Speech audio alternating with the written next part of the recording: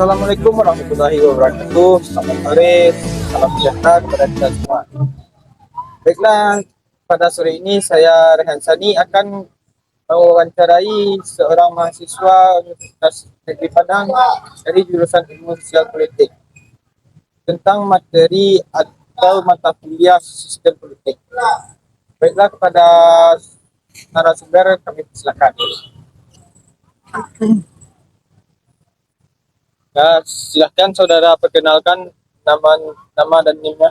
Baiklah, perkenalkan nama saya Ibnu Umar dengan NIM 2205-2013. Baik, pada saat sekarang saya akan memulai pertanyaan. Pertanyaan pertama, coba jelaskan apa itu pendekatan sistem menurut pendapat saudara. Pendekatan sistem adalah suatu cara pandang kita terhadap suatu fenomena yang berhubungan dengan politik, dan di dalamnya itu terdapat elemen-elemen yang saling berhubungan, yang saling terkait, yang saling berinteraksi untuk berdinamika demi mencapai fungsi dan tujuan bersama. Baik, coba saudara berikan contoh dari pendekatan sistem itu.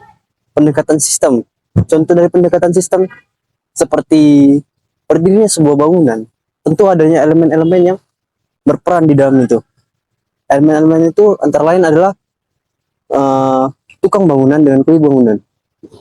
Kalau kita memberikan contoh sistem, salah satu pendekatan sistem politik bisa kita lihat dari organisasi. Di organisasi tentu ada visi misi.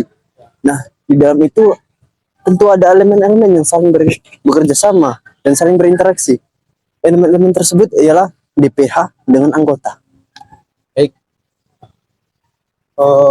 segitu mungkin pertanyaan saya tentang pendekatan sistem. Selanjutnya saya akan bertanya tentang suprastruktur politik dan infrastruktur politik. Boleh saudara jelaskan terlebih dahulu apa itu yang dimaksud suprastruktur politik? Baik, jadi suprastruktur politik itu adalah lembaga-lembaga yang telah dibuat sesuai dengan konstitusi, sesuai dengan undang-undang di suatu negara. Nah, tentu peran dan tugasnya juga sudah diatur di dalam konstitusi dan perundang-undangan negara. Nah, jadi kita lihat konstitusi sistem suprastruktural politik di Indonesia. Di Indonesia menganut sistem suprastruktur politik trias politika, yang mana terbagi atas 3 kekuasaan: eksekutif, legislatif, dan yudikatif. Nah, coba kalau kita lihat dari infrastruktur sendiri, infrastruktur politik adalah sesuatu yang berhubungan dengan lembaga-lembaga kemasyarakatan. Lembaga-lembaga kemasyarakatan juga berfungsi, juga berperan untuk mempengaruhi pola dan perilaku kehidupan masyarakat dan partisipasi masyarakat dalam kehidupan sosial dan politik. Selanjutnya kita beralih kepada kemampuan ya. Kemampuan apa yang harus dimiliki suatu sistem politik? Jadi kemampuan itu dalam politik disebut dengan kapabilitas. Kapabilitas politik adalah kemampuan untuk menghadapi tantangan, untuk mengatasi segala sesuatu, dan untuk merubah sesuatu yang ada menjadi lebih baik. Contoh, kapabilitas yang harus dimiliki adalah kapabilitas ekstraktif. Kapabilitas ekstraktif adalah kemampuan untuk mengelola sumber daya dan kemampuan untuk mengelola sumber daya manusia.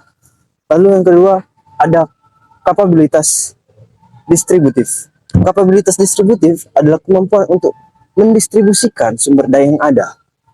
Lalu ada dia kapabilitas responsif. Kapabilitas responsif adalah kemampuan untuk merespon, untuk menanggapi tuntutan-tuntutan dan dukungan dari lingkungan. Lalu ada kapabilitas regulatif.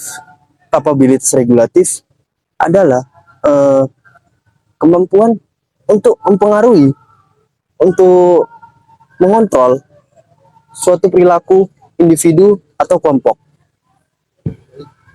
Jadi kemampuan sistem politik itu banyak bagiannya. Iya, banyak, sangat banyak bagiannya. Terima kasih. Selanjutnya saya akan menanyakan tentang budaya. Dan sesuai dengan mata mata kuliah kita ada satu materi tentang budaya politik. Apa itu budaya politik menurut pandangan saudara atau penelitian menurut saudara? Budaya politik adalah suatu pola perilaku, suatu nilai-nilai yang dihayati oleh masyarakat, dan budaya politik itu sangat mempengaruhi ke partisipasi masyarakat dalam politik. Kalau menurut pandangan saudara secara umum Indonesia menggambarkan budaya politik itu seperti apa? Secara umum, Indonesia menggambarkan budaya politik yang proaktif. Bisa kita lihat dari betapa antusiasmenya masyarakat Indonesia ketika menghadapi dan melaksanakan pemilu.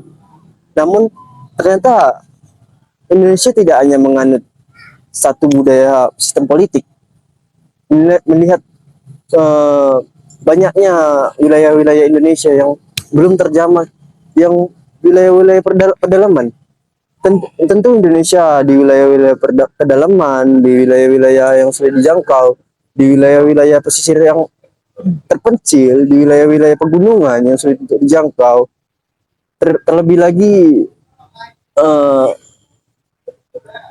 orang-orang yang kekurangan fasilitas sarana prasarana dan kekurangan pendidikan, tentu mereka memperlihatkan budaya proakin. Budaya proakin adalah budaya politik yang partisipasinya sangat minim. Ya, bisa disimpulkan menggambarkan budaya Indonesia itu budaya politiknya aktif ya, proaktif. Selanjutnya pertanyaan saya, apakah ada keterkaitan antara keberhasilan suprastruktur dengan budaya politik masyarakat? Nah, tentu ada keterkaitan antara suprastruktur dengan budaya politik masyarakat. Seperti yang kita lihat bahwa budaya politik sangat mempengaruhi lembaga-lembaga negara. Lembaga-lembaga negara adalah produk dari suprastruktur politik. Nah, jadi budaya politik dapat mempengaruhi aktivitas proses demokrasi dan partisipasi masyarakat. Mungkin ada beberapa pertanyaan lagi yang akan saya tanyakan. Sekarang kita beralih kepada kasus Mahkamah Konstitusi. Iya. Banyak sekali masyarakat di Indonesia yang merasa tidak puas akan kebijakan Mahkamah Konstitusi itu tersebut. Apa yang memicu ketidakpuasan masyarakat atau publik terhadap kasus Mahkamah tersebut? Terutama akan saya sebutkan kasus yang saudara tuju. Mungkin kasus yang saudara maksud adalah kasus dari keputusan MK mengenai batas usia capres dan cawapres yang sebelumnya berusia 40 tahun atau pernah menjabat, atau sedang menjabat, dan kini dirubah menjadi minimal 35 tahun atau dan sedang menjabat. Nah, dari situ bisa kita lihat, perlu kita ketahui bahwa Ketua MK adalah paman dari Gibran Rakabuming yang akan mencalonkan diri sebagai cawapres. Nah, di sini kita lihat bahwasannya atas keputusan MK sendiri itu sudah melanggar kode etik, bahwa keputusan dia telah melancarkan pencalonan calon presiden dari saudara Gibran Rakabuming. Ya, mungkin itu saja yang saya tanyakan kepada saudara untuk itu. Nah, saya ucapkan terima kasih. Terima kasih. Ya, terima kasih banyak dan selamat beraktivitas kembali. Terima kasih.